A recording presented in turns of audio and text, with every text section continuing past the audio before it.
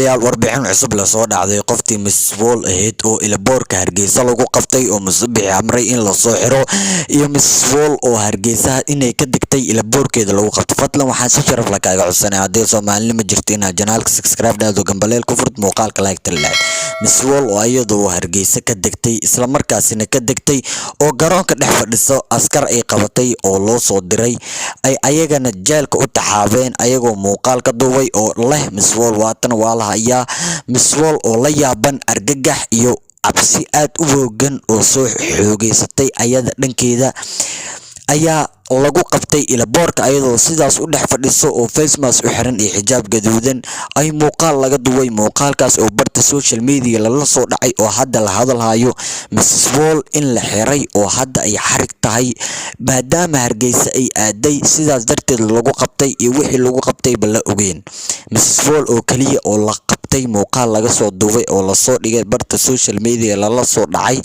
iyo wixii hadda lagu xirayna aynan laga warhaynin laakiin xogog soo dhacay oo sheegay in uu Musabix Cabdi amray in la xiro Miss Wall xabsigana loo taxaabo Miss Wall oo ayadoo Ilaboorka dhex fadhiso laga kor imaaday oo inay rabta ka baxdo Ilaboorka ay markaasi ay ka soo baxdo Ilaboorka ay markaasina Ilaboorka ay ka soo baxdo banaankeeda ayadoo boorsooyinkeeda wadata laakiin xarig lagu taxaabay ayadoo garoonka dhex fadhisaba la qabtay qoftaan meel ay askarta ka imaadeen ay la yaaban tahay iyo meeshay ka soo wajaheen laakiin kaliya ayadoo xarig ay is aragtay ay yaaftay Miss Wall meel ay fajac iyo murugo ka bilowday ee la yaaban tahay iyo askartan waxa ku soo dalbay in sida lagu fahmay xijaab weyn ayadoo qabto oo face mask la qabtay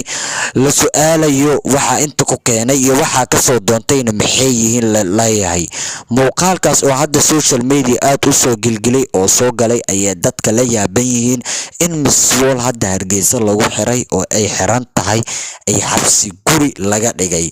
maadaama Miss Wall lagu bartay in ay iska dalxiiso qof gaar ahaan social media aan ka tahay laakiin hadda xabsi guri laga dhigay maadaama Hargeysa ay ka degtay muuqaalkaas ayaan idin hayaa asxaabay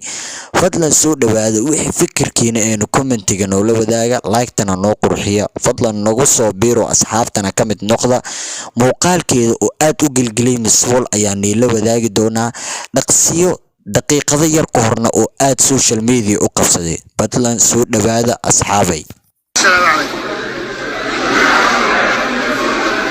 سؤال بقى عندك سؤال خير معه سكير قط عادي ضدك عادي حبرنا نادي عادي يا وهكذا oday mujita asaa iska sug cali bisoo lamaadku mularko saan ku soo baxay fiiri waa ku soo dira maxaa sameeyaa shaashada saar screenshot ka qaadaa miya shaashada profile ka adiga okay shaashada